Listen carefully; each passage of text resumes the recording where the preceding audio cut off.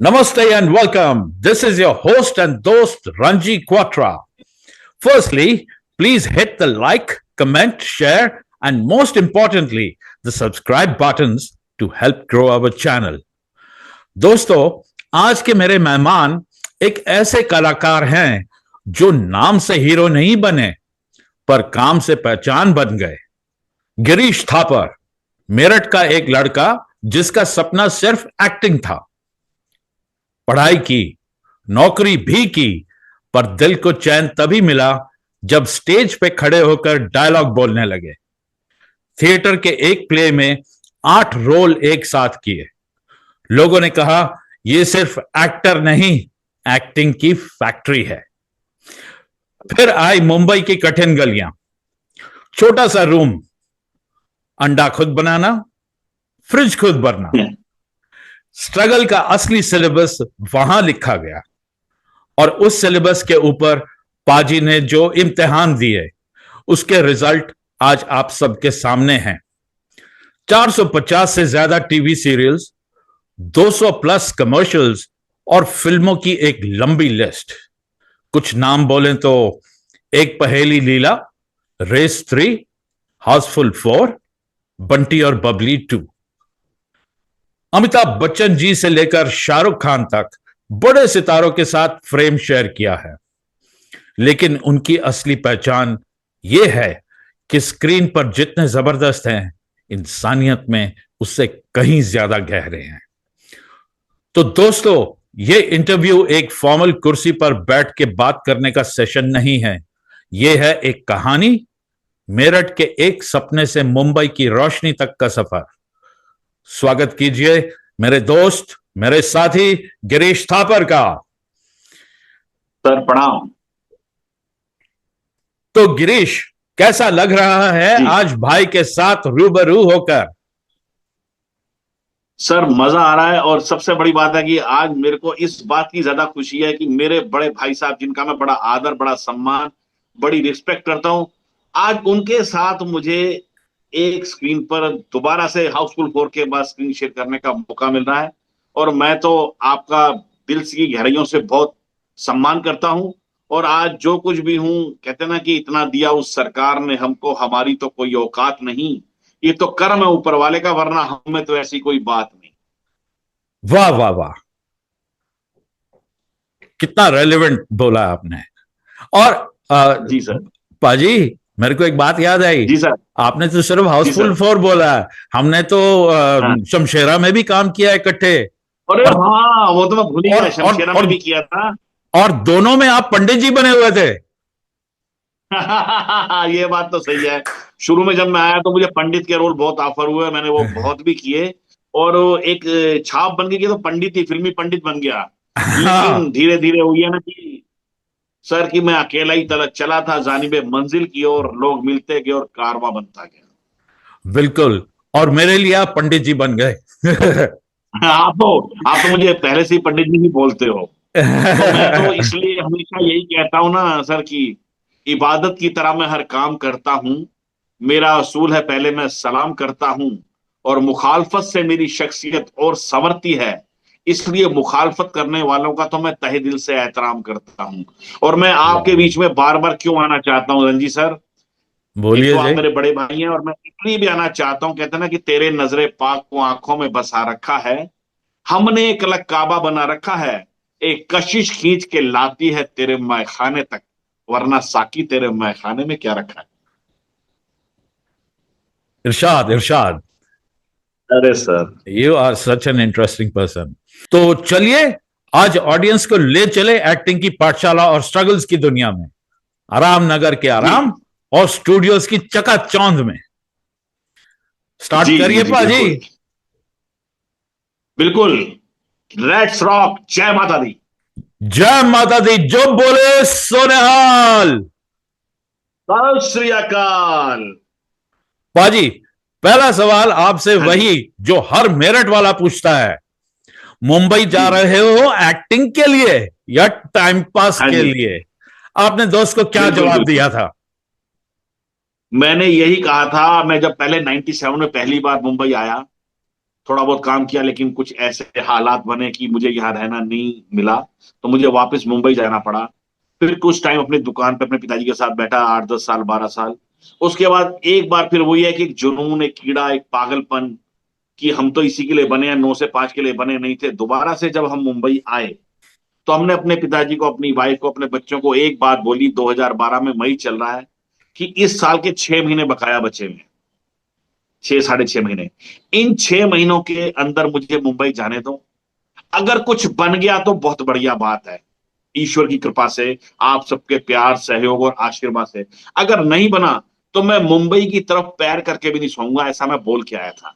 और जब मैं यहां आया, तो बस वही है, सबसे पहले दिन धूप बीच गया और रेत पर जोर से पैर मारा और यही कहा था कि मुंबई की रेत पर मुझे एड़ियां रगड़ने दे, मुझे यकीन है कि पानी यहीं से निकलेगा।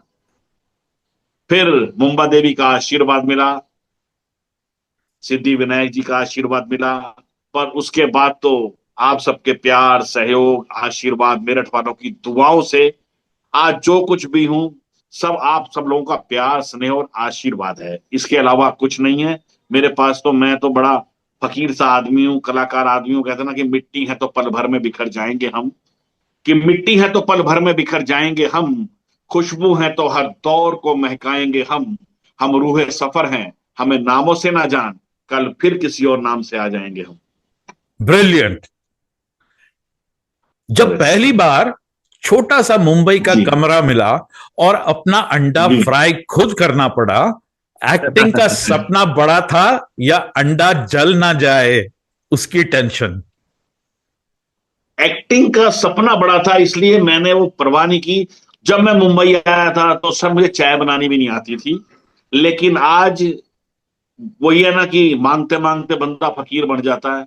मैं भी करते करते एक खानसामा बन गया, खाना बनाने लगा। और आज ऐसा लोग बोलते हैं कि मैं खाना बहुत अच्छा बनाता हूं, ऐसा लोग बोलते हैं। लेकिन मैं खाने में, लोग मसाले डालते हैं, मैं मोहब्बत डालता हूं, इसलिए वो अच्छा बन जाता है सर। वाह जी वाह। तो आपका हाथ का खाना खाना पड़ेगा किसी दिन। बिल्कुल बिल्कुल सर, मैं बहुत अच्छा वेज नॉन वेज दोनों बहुत अच्छा बनाता हूँ। और हाँ जी। ऐसा लोग बोलते हैं, मैं नहीं बनाता हूँ, वो बन जाता है ईश्वर की कृपा से। आज तक तो मैंने खाते हुए ही देखा है सिर्फ। हाँ, क्योंकि लोग जीने के लिए खाते हैं, मैं खाने के लिए जी रहा हूँ सर जिंदगी में। बिल्कुल बिल्कुल। क्योंकि मैं एक एक पल को एक एक हजार साल करके जीना चाहता हूँ, ताकि ऊपर हम्म। वाला भी के साले को 70-80 साल दिए थे, 8,000 साल जी के आ गया। और क्या, ऐसे ही करना चाहिए क्योंकि हमें। जिंदगी जिंदगी इस अंदाज में जियो कि लोग आपको देखकर कहें कि जिंदगी कितनी खूबसूरत है यार। क्योंकि हम आगे। जिंदगी जीने नहीं आए, हम हम्म। जिंदगी काटने नहीं आए सर, हम जिंदगी जीने आए हैं। ऑफ इसलिए कोर्स। जिंदगी जी कर जाएंगे सर। बिल्कुल बिल्कुल जी। और आगे बढ़ते हैं। आपने बिल्कुल। आपने इतने कमर्शियल्स किए कि जी सर। लगता है बंदा फ्रिज खोल के भी बोले थोड़ा थापर भी ले लो। सबसे क्रेजी एडशूट का एक्सपीरियंस बताइए आप। बस ऐसा ही था कि मैं पहले जब आया तो मुझे तो इतना भी उम्मीद नहीं था कि इतना इतना कुछ मेरे साथ हो जाएगा। ये सब ईश्वर की कृपा, वाहेगुरु परमपिता परमेश्वर का आशीर्वाद मिला। फिर वही पंजाबी जब मान साहब कहते हैं ना कि बिन सोइयां पाटे नहीं सिलदे, कर बैठे महरम नहीं मिलदे, दर इश्क चना दियां लहरां ਨੂੰ ਗਾ ਦੀਪਕ ਰਾਗ ਦੇ ਬਹਿਰਾਂ ਨੂੰ, ਮਹਿਰਮ ਲਈ ਮਰਨਾ ਪੈਂਦਾ ਹੈ, ਕੱਚਿਆਂ ਤੇ ਤਰਨਾ ਪੈਂਦਾ ਹੈ। ਸੱਚ ਡਫੜੀ ਵਾਲਾ ਕਹਿੰਦਾ ਹੈ ਕਿ ਤੈਨੂੰ ਸਾਧ ਨਾਲ ਕੀ, ਤੈਨੂੰ ਚੋਰ ਨਾਲ ਕੀ, ਬਹਿ ਕੇ ਆਪਣੀ ਨਿਬੇੜ ਤੈਨੂੰ ਹੋਰ ਨਾਲ की। बस आए, छोटे छोटे रोल किए। आज भी जो रोल मिलता है, जो काम मिलता है, छोटा है बड़ा है, मैंने काम को उसकी लेंथ से नहीं नापा। मैंने काम को सिर्फ काम माना, उसको ईमानदारी, लगन, उस मुसलसल मेहनत से किया। और छोटे काम से मुझे बड़ा काम मिला। और जहां तक ये कमर्शियल एड की बात है, तो एक दिन मेरे मित्र मुझे बोले कि यार गिरीश जी, आपका लुक बड़ा अच्छा है, आप आराम नगर साइड में एड में क्यों नहीं ट्राई करते? तो मैंने कहा मेरे को काम बढ़िया मिल रहा है, मैं महीने में 10-15 दिन अपना बढ़िया कर लेता हूँ, मुझे इससे ज्यादा चाहिए नहीं। लेकिन मैंने उनकी बात को मान के मैंने आराम नगर में जब कुछ ऑडिशन देने शुरू किए, तो फिर वही हुआ कि एक मिला, तो फिर तो उसकी कृपा हुई, आशीर्वाद हुआ। और फिर वो एक सिलसिला चलता चला गया। आज लगभग मैं 250-300 कमर्शियल कर चुका हूं। सब ईश्वर की कृपा से कर चुका हूं, उनके आशीर्वाद से कर चुका हूं। बस जो कुछ मिला मुझे ऊपर वाले की कृपा से ही मिला सर। ब्रिलियंट, बहुत बढ़िया। अच्छा सर, रेस 3 जी और हाउसफुल जैसे जी बड़े सेट्स पे आप थे, ऑनेस्टली बताओ, जी ज्यादा जी। एक्टिंग का मजा आया या केटरिंग के समोसे खाने का? देखिए, बड़े सेट पे जाते हैं तो एक्टिंग से ज्यादा वो जो कैटरिंग के समोसे और जो इज्जत, वो जो मान, जो सम्मान, जो प्यार मिलता है ना, उसकी कोई कीमत नहीं होती है। बात खाने की नहीं होती है। खाना तो इंसान 364 दिन अपने घर ही खाता है, एक दिन ही वहां सेट पर खाता है, और खाना अपने नसीब से खाया जाता है। लेकिन जो वहां पर मान सम्मान इज्जत होती है ना, जो बड़े सेट पर या वेब सीरीज में या एड में, वो ऐसा लगता है कि टीवी करने से, ऐसा नहीं कि मैं उसको कम या कमंतर आंक रहा हूं, लेकिन दिक्कत यह होती है कि हम लोगों को ना, ये टीवी वाले या बाकी लोग भी जो वनडे टुडे करते हैं ना, उनको ना ये लोग तेज पत्ते की तरह इस्तेमाल करते हैं सर।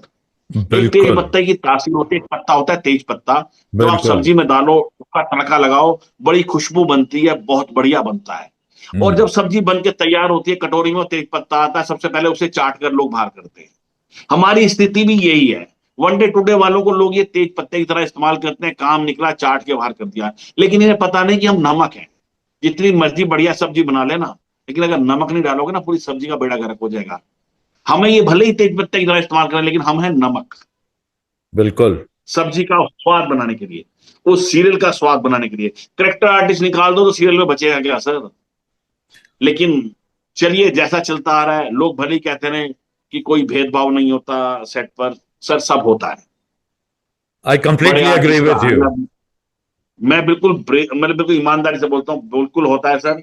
आप अगर वनडे टुडे करने जा रहे हैं तो आपका बिहेव उनका अलग होता है।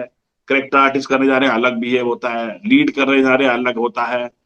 लेकिन मैं सच बोलता हूँ, मैं सेट पर जितना सम्मान एक स्पॉट बॉय का करता हूँ, उतना ही मैं डायरेक्टर साहब का करता हूँ। क्योंकि भले ही वो माने ना माने, ये जो पूरा खेल है, ये पूरा टीम वर्क का खेल है। लाइट वाले का अपना काम है, साउंड वाले का अपना काम है, सेट वाले का अपना काम है, डायरेक्टर साहब का अपना काम है, प्रोड्यूसर साहब का अपना। ये पूरी टीम से एक प्रोडक्ट निकल कर आता है, जिससे हम लोग चमकते हैं। लेकिन क्या होता है वहां पर, डिवाइडेशन तो है ही है सर। ये मैं बड़ी शिद्दत से महसूस करता हूँ। और कई बार कोफ्त भी होती है कि यार, ऐसे लगता है कि जैसे आए तो एक्टर बनने थे, कभी कभी सेट पर ऐसा व्यवहार होता है, लगता है जैसे मजदूर बन गए हम लोग। सुबह बुलाकर बिठा लेंगे, 7 बजे, रात को 10 बजे शॉट लगाएंगे। जब आदमी 10 घंटे कुर्सी पे बैठा बैठा, उसकी वैसी हालत खराब हो जाती है। हम्म। लेकिन क्या करें, जो है, जैसा है, करना पड़ता है। क्या कर सकते हैं? वो है आई ना कि, I agree with you completely because क्योंकि बड़े सेट मैं पे तो तो कहता हूँ वाकई कि ही बड़े सेट पे वाकई ही जो इज्जत सम्मान मिलता है ना, वो वो नहीं मिलता। वो आपको टीवी पे नहीं नहीं मिलता। मिलता। कहते ना, अगर ये चाहते तो हालात बदल भी सकते थे। ये हमारे जो बड़े लोग, बड़े आखिरी, अगर वो लोग चाहते तो ये हालात बदल भी सकते थे। हमारे आंसू इनकी आंखों से निकल भी सकते थे। लेकिन ये तो ठहरे झील में रुके हुए पानी की तरह। अगर दरिया बनते तो कहां के कहां निकल सकते थे। वाह जी वाह। दरिया नहीं बनते ना। है ना कि वो दुष्यंत साहब की कभी कभी लाइनें याद आती हैं मुझे, कि पीर पड़ी पर्वत पर पिघलनी चाहिए, अब हिमालय से फिर कोई और गंगा निकलनी चाहिए। मेरे हम्म। सीने में ना सही, तेरे सीने में सही, आग कहीं भी हो मगर आग जलनी चाहिए। सिर्फ हंगामा खड़ा करना हमारा मकसद नहीं है। हमारा मकसद है, अब ये तस्वीर बदलनी चाहिए। आप कहाँ कहाँ से ढूंढ के लाते हैं यार। मैं कहीं से ढूंढ के लाया था, मैं चोर आदमी हूँ। लोगों की शायरियां और लोगों के दिल चुराने का हुनर रखता हूँ सर, यही अपना कारोबार है। पर आप सुनाते बहुत अच्छे तरीके से, ये तो बिल्कुल मानना पड़ेगा। शुक्रिया सर। शुक्रिया सर, शुक्रिया सर। ये तो जर्रा नवाजी है सर, बाकी तो मैं तो अपने बारे में बस यही कहता हूं कि शाख से टूट कर गिरने की सजा दो मुझको, कि शाख से टूट कर गिरने की सजा दो मुझको। मैं एक पत्ता ही तो हूं, क्यों ना हवा दो मुझको। मैं जो शीशा हूं तो सजा दो किसी तस्वीर के साथ। मैं जो पत्थर हूं तो रास्ते से हटा दो मुझे। हाँ। मैं तुम्हें अपनी निगाहों से ना गिरने दूंगा, तुम चाहो तो नजरों से गिरा दो मुझे। और मैं तो ईश्वर वाहेगुरु परमपिता परमेश्वर से बस एक ही बात कहता हूं, कि अगर जान दी है तो जीने का हुनर भी देना सर। कि अगर जान दी है तो जीने का हुनर भी देना। पांव बख्शे हैं तो तौफीक के सफर भी देना। मैं तो गूंगा था, बोलना तूने सिखाया है। अब मैं बोलूं तो मेरी बातों में असर भी तू ही देना। हाय हाय हाय। चलिए आगे बढ़ते हैं। बिल्कुल।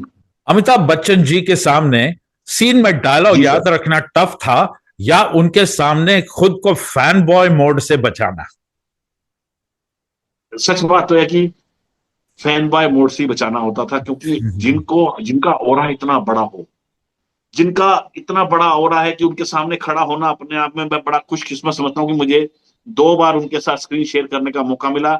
लेकिन इत्तेफाक ये थी कि एक फिल्म मैंने की थी शमिताभ में, जब मुझे बताया था कि बच्चन साहब के साथ आपका सीन है, लेकिन जब मैं वहां गया तो मेरा सीन धनुष के साथ था, धनुष के साथ पिक्चर, लेकिन बच्चन साहब के साथ नहीं था। दोबारा मेरे को एक एड में काम करने का मौका मिला, आरबीआई का। वो तब कोविड का सीजन चल रहा था, तो बच्चन साहब को मैंने देखा काम करते हुए, उनका ऑरा देखा, उनको देखा, उनके जो एक डाउन टू अर्थ वाली मैंने जो एक फीलिंग देखी, वो देख के बड़ा खुशी हुई कि यार इतना बड़ा, इतना महान कलाकार भी इतना डाउन टू अर्थ है, हर एक से अच्छे से बात करता है। इत्तेफाक ये है कि सर सच बात ये है, मैंने भले ही उनके साथ स्क्रीन शेयर किया है, लेकिन मेरा शॉट उनके साथ नहीं हुआ। उनको अलग शॉट लिया गया, हमारा अलग लिया गया, बाद में दोनों को मिक्स किया गया। बचाव हो गया। बचाओ, हाँ बचाओ भी बोल सकते हैं। लेकिन नहीं सर, काम तो करना ही है। नहीं, उस काम वक्त तो तो मैं होता भी है। एक आर्टिस्ट सर, और होता है बाकी कोई सर। दिक्कत वाली बात नहीं, बड़ा अच्छा लगा सब लोगों के साथ काम करके। और मुझे तो आज तक जितने भी लोग मिले हैं सब अच्छे ही मिले हैं सर, हाँ क्योंकि जी। आप अच्छे रहेंगे तो दुनिया अच्छी है। ऐसा बोला जाता है कि ये जो सृष्टि है, ये जो सृष्टि न्यूटन के हाँ। नियम पर कार्य करती है, जिस रफ्तार से गेंद फेंकेंगे उस रफ्तार से आएगी। जी बोलूंगा, जी आनू कहलवा लूंगा। और आज की डेट के अंदर हर आदमी अपने अपने ओरे में महान है, बहुत बड़ा है। इसलिए सबसे हाथ जोड़कर रहो, और बस जो कुछ है उससे मांगो, ईश्वर से मांगो। क्योंकि मैं ये कहता हूं कि मेरे उलझे हुए ख्वाबों को असूलों का तराजू दे दे, मेरे उलझे हुए ख्वाबों को असूलों का तराजू दे दे, मेरे भगवन मुझे मेरे जज्बात पे काबू दे दे। मैं समंदर भी किसी गैर के हाथ से ना लूं, एक कतरा भी समंदर है जो तू दे दे। हाय हाय हाय। अच्छा, जब आपने फैमिली को बोला कि एक्टिंग हम्म। करनी है, जॉब छोड़ हाँ। रहा हूं, पहला जी। रिएक्शन क्या था? बेटा पागल हो गया है या हीरो बनेगा? यही था जी, दोनों दोनों ही थे, हीरो बनेगा। जब मैं घर से निकला था तो अपने घर वालों ने तो कम, क्योंकि मेरे फादर खुद एक्टर रहे, रामलीला में प्ले किया। लेकिन पार्टीशन के बाद जब ये लोग जब बच्चे थे, हिंदुस्तान आए 47 में, तो घर के हालात ऐसे थे कि वो जुस्तजू में लगे रहे रोजी रोटी की, तो वो अपने ख्वाब को पूरा नहीं कर पाए। तो मेरे फादर 92 ईयर्स में उनकी डेथ हुई 2-3 साल पहले। वो इस बात से जिंदा थे कि उसका बेटा टीवी में काम करता है, वो बड़ा खुश होते थे, मोहल्ले में बताते आज मेरा बेटा इसके साथ काम कर रहा है, आज मेरा बेटा इसके साथ काम कर रहा है। तो उन्होंने मुझे हौसला दिया, मेरे परिवार वालों ने मुझे हौसला दिया कि तू जा, एक बार अपने ख्वाब पूरे कर, देखते हैं क्या होता है। तो घर वालों ने तो मुझे सपोर्ट किया थोड़ा बहुत, जितना भी कर सकते थे अपने से ज्यादा किया। बट मोहल्ले वालों की वही, अरे गया है 6 महीने में आ जाएगा, अभी बच्चों को छोड़ के चला गया, आ जाएगा। लेकिन जिन्होंने ये बोला था आज वही बोलते हैं, गिरीश जी हमारे घर आके एक कप चाय पी लो। ये समय है सर, हम्म। बदलता रहता है। क्योंकि मछलियां ना सर कीड़ों को खाती हैं, और जब तालाब सूख जाता है ना तो वही कीड़े मछली को खाते हैं। ये तो उलटफेर होता ही रहता है। इसलिए परवाह नहीं करो, मैं कभी परवाह नहीं करता हूँ, जो करना है करता रहता हूँ। क्योंकि मेरे को एक कहानी याद आती है, कौवे और बाज वाली। हम्म।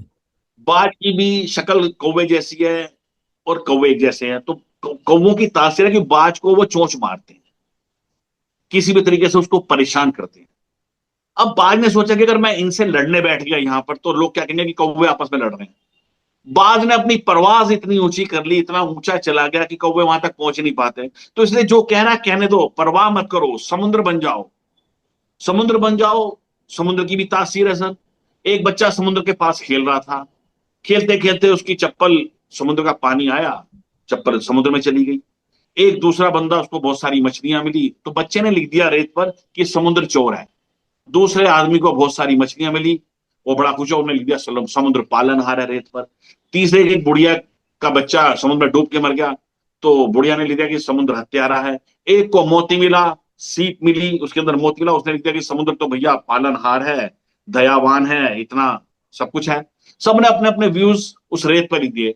समुद्र की लहर आई, सारे व्यूज को मिटाकर चलेगी। समुद्र को कुछ फर्क नहीं पड़ता कोई उसके बारे में क्या कह रहा है, इसलिए समुद्र बन जाओ सर। जो कह रहा है कहने दो, कुछ फर्क नहीं पड़ता। और वैसे भी गोस्वामी तुलसीदास जी ने रामचरितमानस में बड़ी अच्छी बात लिखी है कि निंदक नीरे राखिए आंगन कुटी छवाए, बिन साबुन पानी में निर्मल करे सुभाए। निंदक को, आपके आलोचक को तो अपने पास रखना चाहिए, वही आपके लिए उत्प्रेरक का काम करेगा। जैसे केमिस्ट्री के अंदर उत्प्रेरक डालते हैं तो वो होता है ना, तो ये तो लोग हमारे लिए अच्छे हैं, जो हमारी बुराई करते हैं यही हमको आगे बढ़ने की प्रेरणा भी देते हैं सर। Very deep Indeed. अरे सर। अच्छा, थिएटर, टीवी, फिल्म्स, जी तीनों का टेस्ट लिया। सबसे ज्यादा जी। एक्टिंग की असली रोटी किस मीडियम ने खिलाई? मुझे मीडिया ने खिलाई, टीवी फिल्म्स एड ने। थिएटर में तो अपनी जेब से पैसा लगाना पड़ता था, लेकिन मजा, सबका अलग अलग विधा है सर। थिएटर की अलग विधा है, टीवी करेंगे उसकी, क्योंकि मैं ज्यादा क्या बोलूंगा, मेरे से ज्यादा आप भी सीनियर हैं, आप भी बहुत जाते हैं। टीवी करेंगे उसकी अलग विधा है, अलग तरीके से एक्टिंग करनी पड़ती है। फिल्म है उसकी अलग विधा है, उसमें अलग तरीके से एक्टिंग करनी पड़ती है। एड है उसका तरीका ही अलग है, उसकी हम्म। सोच ही अलग है। उसको पूरे दिन के अंदर 15 से 20 मिनट, 15 से 20 सेकंड छापना है, सिर्फ 1 मिनट छापना पूरे दिन में। तो वो 12 घंटे के अंदर 1 मिनट ही निकालेंगे। सीरियल को, क्योंकि अगले दिन टेलीकास्ट करना है, उसको 23 मिनट निकालना ही निकालना है। फिल्म का अपना हो रहा है। एक्टिंग में सब करना, डायलॉग तो हमें ही बोलने हैं, लेकिन सबका तरीका अलग अलग है। माइथो करेंगे अलग होगा, कॉमेडी करेंगे अलग होगा, सीरियस रोल रोल करेंगे अलग होगा। इसलिए सबका तरीका बजा। और जहां तक रोजी रोटी की बात है, मुझे मीडिया ने बड़ी इज्जत दी है, मान दिया है, सम्मान दिया है। तो मैं तो मुंबा देवी का, मुंबई का ता जिंदगी एहसानमंद रहूंगा कि मुझे इतना भी मैं सोच कर नहीं आया था। जो मुझे मिला, मुझे तो बहुत मिला। मैं तो एक चम्मच पानी लेने आया था, मुझे ईश्वर वाहिगुरु परमपिता परमेश्वर ने पूरा समुद्र दे दिया। ब्यूटिफुल। शूटिंग के दौरान कभी ऐसा हुआ जी। कि सीन सीरियस चल रहा है और आपको हंसना कंट्रोल ही नहीं हुआ? कोई बिहाइंड द सीन्स की कोई फनी याद सुना दीजिए।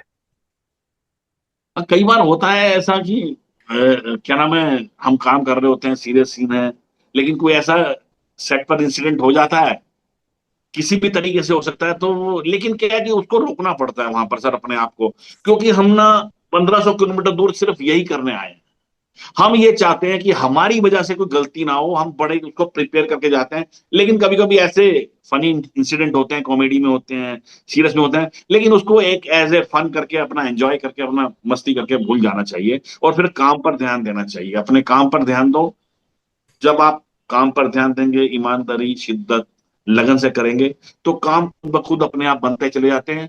और ऐसे कई इंसिडेंट हुए हैं जाते, क्योंकि जब शुरू में हम आए थे, शुरू शुरू में जब इस फील्ड में आए 94 में, मैंने एक सीरियल किया। मुझे पता नहीं था क्लोज क्या होता है, मुझे पता नहीं था ओएस क्या होता है।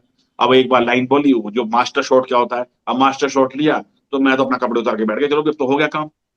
और आया सर आपका सीन है, मैं कहा कुछ दूसरा होगा। कह रहा वही, कह रहा कपड़े को उतार दिए। मैं कहा जी हो तो गया सीन दूसरा। कह रहा भैया अभी क्लोज होगा। मैं क्लोज क्या होता है? अरे कह रहा भाई अभी आपके क्लोज शॉट लगेंगे। फिर धीरे धीरे वही है कि सीखे, पता चला।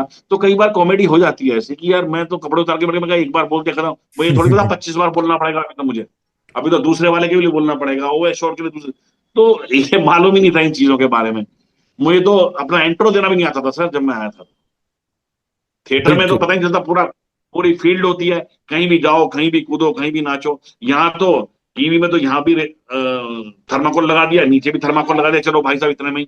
अरे मैं कहा भाई रामलाल श्यामलाल कहाँ है? ये रामलाल है, ये श्यामलाल है, ये हीरालाल है। अब उनको ये देखना पड़ता था। शुरू में समझ ही नहीं आता था, लेकिन क्या हुआ कि सब ईश्वर की कृपा थी, कॉन्फिडेंस था, और बुजुर्गों का आशीर्वाद था, ईश्वर की कृपा थी, सब होता चला गया सर। वही है, स्विमिंग पूल में कूद गए तो स्विमिंग अपने आप आ जाती है। बस बस यही है कि कूद गया तो एक बार वही किसी ने धक्का दिया, तो कुबड़ा था ना, कुबड़े को किसी ने लात मारी, वो सीधा हो गया। पता चला 50 कुबड़े बोल रहे हैं, कह रहा इन्हें भी सीधा कर दे। अरे वो तो तेरे को लगी थी भाई साहब, वो हमें लात लग गई, हम ठीक हो गए। हम्म। अच्छा, आप तो हर रोल में फिट हो जाते हो, एकदम अरे सर। Multi back actor. आपके हिसाब अरे से सर। आपके हिसाब से गिरीश थापर का सिग्नेचर रोल अभी आया है या अभी भी वेट कर रहे हो? मैं वेट कर रहा हूँ सर उस रोल का। क्योंकि मैं ऐसा मानता सर, आज तक मुझे इतना काम करने के बावजूद भी सर, मुझे आज तक अपना कोई काम पसंद नहीं आया। कारण कि मैं लगता हूँ यार इससे बेहतर कर सकता था। और मैंने कभी जिंदगी में इतने टाइम में आज तक शॉट देने के बाद कभी मॉनिटर नहीं देखा, क्योंकि मुझे लगता है मैं मॉनिटर देखूंगा ना तो मुझे लगता है यार ये मैंने गलत किया और मैं अच्छा करता हूँ। मैं सब कुछ डायरेक्टर को सौंप देता हूँ, मैं डायरेक्टर का कलाकार हूँ। डायरेक्टर साहब को पसंद, मुझे पसंद, मुझे कोई उससे, क्योंकि मैं अपना अभी बेस्ट देना चाहता हूँ, बहुत अच्छा। अभी तो काम करना है सर, अभी तो शुरुआत भी नहीं हुई है देखा जाए तो। That is a wonderful thought. क्योंकि सर जिस दिन मैं कहूंगा कि मैं सब, क्योंकि मेरे को एक बार बहुत अच्छी याद है, एक बार अनुपम खेर साहब ने जब अपना इंस्टीट्यूट खोला, जब एक्टर प्रिपेयर, तो बच्चन साहब उसमें उद्घाटन करने गए। तो बच्चन साहब ने एक बात बहुत अच्छी कही थी कि काश हमारे जमाने में भी ऐसे एक्टिंग स्कूल होते जो एक्टिंग सिखा सकते थे। जो इतना महान millennium of star, super star, जितनी पदवी उनको मिली है शायद किसी को नहीं मिली। जब वो कहते हैं कि हम आज तक सीख रहे हैं, तो हमने तो अभी, समझ लो कि हमने तो अभी शुरुआत भी नहीं की देखा जाए तो, उस हिसाब से तो तभी Definitely. तो बहुत कुछ सीखना है। और रोज सीखता है इंसान सर, क्योंकि कभी कभी क्या होता है रंजीत सर, इंसान 6 पेज के डायलॉग भी वन टेक में दे जाता है, और कई बार एक लाइन पर अटक जाता है, उस दिन नहीं बोली जाती उससे, एक शब्द नहीं बोला जाता। कारण क्या होता है कि ईश्वर उसके साथ नहीं होता। इसके ना मैं 2 उदाहरण देता हूं बड़े अच्छे, हमेशा हर पॉडकास्ट में देता हूं। यहाँ दो, अर्जुन जैसा बानाधारी पूरी महाभारत जीत गया सर, और एक समय ऐसा है कि उसकी गोपियों को भील लेके, वही अर्जुन था वही तीर था, नहीं लगे क्योंकि भगवान श्री कृष्ण उसके साथ नहीं थे। दूसरा, सचिन तेंदुलकर क्रिकेट के गॉड है, दुनिया मानती है, मैं भी मानता हूं। 200 टेस्ट मैच खेले हैं, 700 कुछ समथिंग वनडे खेले, 1200-1500 बार बल्ला लेकर पिच पर गए, लेकिन 100 शतक क्यों बनाए? कि 100 पर प्रभु की कृपा होगी, बन गए। वही होता है कि जिस दिन हम पर प्रभु की कृपा होती है हम बोल जाते हैं, जिस दिन नहीं होती हम उस दिन थूके निकल जाती है हमारे मुंह से, मछलियां पकड़नी शुरू कर देते हैं, नहीं होता। क्योंकि ईश्वर की कृपा पहले बहुत जरूरी है, उसके बिना कुछ भी नहीं है सर, मेरा तो ऐसा मानना है। क्योंकि ईश्वर वाहे गुरु परम पिता परमेश्वर कहते हैं कि इंसान तू वो करता है जो तू चाहता है, और होता हुआ है जो मैं चाहता हूं, इसलिए तू वो कर जो मैं चाहता हूं, फिर होगा वो जो तू चाहेगा। Lastly, पाजी, फैंस के लिए एक सीधा सवाल, आपके हिसाब जी, से एक्टिंग का असली मजा स्क्रीन पे आता है या उस स्ट्रगल वाली जर्नी में था जब मेरठ से निकल के मुंबई आए थे? स्ट्रगल वाली जर्नी में इतना मजा आता था जब रात को काम मिलता था कि सुबह आपको शूट करने जाना ना।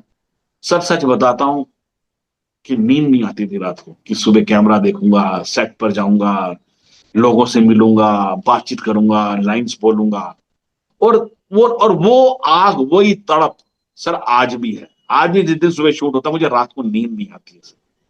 मुझे लगता है कि मैं इस कैसे इससे बेहतर कर सकता हूँ, इसको कैसे बना सकता हूँ। मैं रात भर वो स्केच करता रहता हूँ, अपने दिमाग में बनाता रहता हूँ, करता रहता हूँ। क्योंकि अभी भूख हर काम के साथ मेरी कम नहीं हो रही, वो बढ़ रही है सर, पता नहीं क्यों।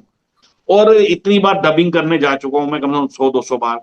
हर बार जाता हूँ, हर बार यही बोलता हूँ मैं पहली बार कर रहा हूँ सर। कहता मतलब आज तक डबिंग नहीं की? मैंने कहा नहीं सर। वो पहले तो परेशान होता है, फिर बोलता है चलो कोई बात नहीं, करेंगे। जब मैं कर दूं, कह रहा आप तो बोले पहली बार। मैं कहा मैं हर चीज को पहली बार ही समझता हूँ कि आज मैं पहला दिन है मेरा, क्योंकि रोज हमें कुआं खोदना है, रोज पानी पीना है सर। तो इसलिए जब रोज ही ऐसा करना है तो मेरे लिए आज भी जो नया काम है मेरे लिए एक पहला काम होता है सर। मैं उसे पहला काम समझकर पूरी शिद्दत, पूरी ईमानदारी, पूरी लगन से करता हूं सर। इसलिए ईश्वर मेरे उस काम को पूरे अच्छे तरह से निभा देता है, मैं उस पर छोड़ देता हूं। वो क्यों छोड़ता हूं सर, उसका भी कारण है। जब हमारे बस की कुछ नहीं रहे ना, तो उस पर छोड़ दो। उसके लिए क्या है कि एक छोटा बच्चा होता है ना, 1.5-2 साल का, उसको अगर आप हवा में उछालते हैं ना, तो सर वो रोता नहीं, वो हंसता है, उसे पता नीचे संभालने वाला है। इसलिए मैं अपने आप को ईश्वर पर सौंप देता हूं, मुझे पता वही संभालेगा। तेरा तुझको तुझको अर्पण क्या लागे मेरा, मेरा मुझ में कुछ नहीं, जो कुछ है सो तेरा, तेरा तुझको सौंप दूं क्या लागे है मेरा। मैं तो सब कुछ उसको सौंप देता हूं सर, ऊपर वाले को। ऐसा ही होना क्योंकि चाहिए। नाम है सोनी, कहते ना, नाम है सोनी ना गुण पल्ले, जद मैं वेखा अमला वल्ले था कुछ नहीं मेरे पल्ले, जद मैं वेखा तेरी रहमत था फिर बल्ले ही बल्ले, बल्ले ही बल्ले, बल्ले ही बल्ले। Ladies and gentlemen, what we have witnessed today was not just a conversation, but a Kala ka Safar. Girish Thapar is proof that acting is not about the spotlight. but about sincerity. Not about the poster boy, but about the man who can slip into any role and make it unforgettable. From Meerut ki galiyan to the sets of Bollywood blockbusters, his journey tells us one thing: talent finds its way, चाहे रास्ते कितने भी कठिन क्यों ना हो. As the poet says, हर ख्वाब को हकीकत बनाने का एक वक्त होता है, और जो हौसला रखते हैं वही उस वक्त को पाते हैं. So here's to Girish Thapar, an actor who never chased fame but let his craft create it. A man who proves that in the end, दौर सिर्फ सितारों का नहीं होता, असली दौर तो कलाकार का होता है. और कार्यक्रम के अंत में मैं बस आजकल के लीडरान को, आजकल के नेताओं को बस एक ही बात कहना चाहता हूं कि कभी हमें धर्म के नाम पर, जात के नाम पर, बिरादरी के नाम पर, संप्रदाय के नाम पर, भाषा के नाम पर लड़ाते हैं ना, उनके लिए बस मैं एक ही बात कहूंगा कि यकीन करो या ना करो, बात यकीन की है. हमारे शरीर की मिट्टी सी जमीन की है. हम तो आपस में सब भाई भाई हैं, पर हमें लड़ाने की साजिश किसी कमीन की है. और मैं दूसरी बात कहता हूं कि हिंदुओं को गर्व हो हिंदुत्व पर, मुसलमानों को इस्लाम पर अभिमान होना चाहिए, सिख शिक्षा ले गुरुओं से ईसाइयों को बाइबल का ज्ञान होना चाहिए, अपने अपने धर्म का सबको ज्ञान होना चाहिए, लेकिन सबके जहन में सबसे पहले हिंदुस्तान होना चाहिए. क्योंकि हम कलाकार लोग कहते हैं ना कि जग को हंसाएंगे हंसाने वाले, बात का बतंगड़ बना लेते हैं जमाने वाले. धर्म की बात करूं या शर्म की बात करूं, एक ही जैसे तो है मंदिर और मस्जिद को गिराने वाले. कहते हैं अल्लाह वालो, राम वालो, अपने मजहब को इस सियासत से बचा लो. मंदिर मस्जिद कभी फुर्सत में बना लेना. जो नफरत से टूटे हैं पहले वो घर तो बना लो. अपने घर की छत को बचा कर रखना, अपने पड़ोसी की दीवार गिराने वालों. एक ही रहने दो भारत का प्यारा तिरंगा झंडा, रोज उस झंडे में अपना नया डंडा फंसाने वाले. बसंत में यही कहूंगा कि कितनी जल्दी है मुलाकात गुजर जाती है, प्यास बुझती नहीं बरसात गुजर जाती है. और अपनी यादों से कहना कि वो इस तरह ना आया करें, क्योंकि नींद आती नहीं रात गुजर जाती है. कि समेट लो सितारों को बाहों में, दूर तक रात ही रात होगी. मुसाफिर है हम भी, मुसाफिर हो तुम भी, फिर किसी मोड़ पर आपकी हमारी मुलाकात होगी. जय हिंद, जय Bharat, Vande Mataram. I'm completely with you on that. And Jai Hind! जय Hind. Thank you once again, Girish, for coming on my show. धन्यवाद रंजी सर, आपने मुझे जो इतना प्यार सम्मान आदर दिया उसके लिए मैं दिल की गहराइयों से आभार व्यक्त करता हूं.